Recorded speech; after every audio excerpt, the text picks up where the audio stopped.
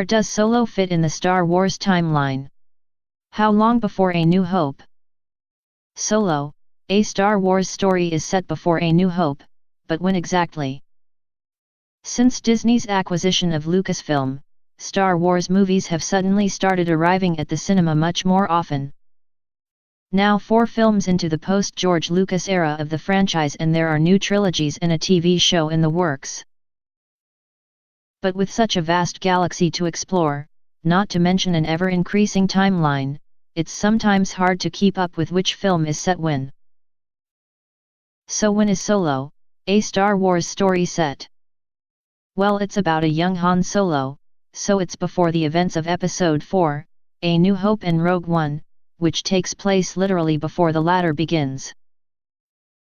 And there are 19 years between those movies and Episode 3, Revenge of the Sith, so there's lots of space for Solo to be set, but when specifically?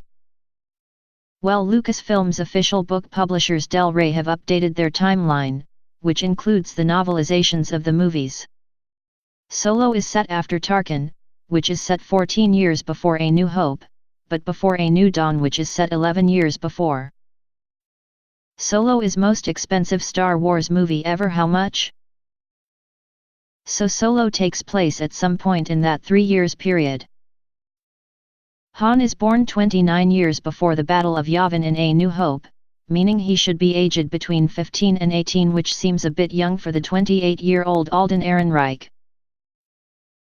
But Lucasfilm president Kathleen Kennedy told Entertainment Weekly, he'll definitely be probably in the high teens, low 20s.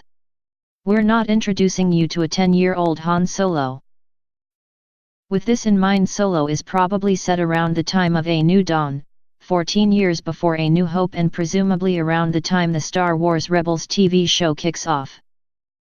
Solo, a Star Wars story, is released in UK cinemas on May 24, 2018.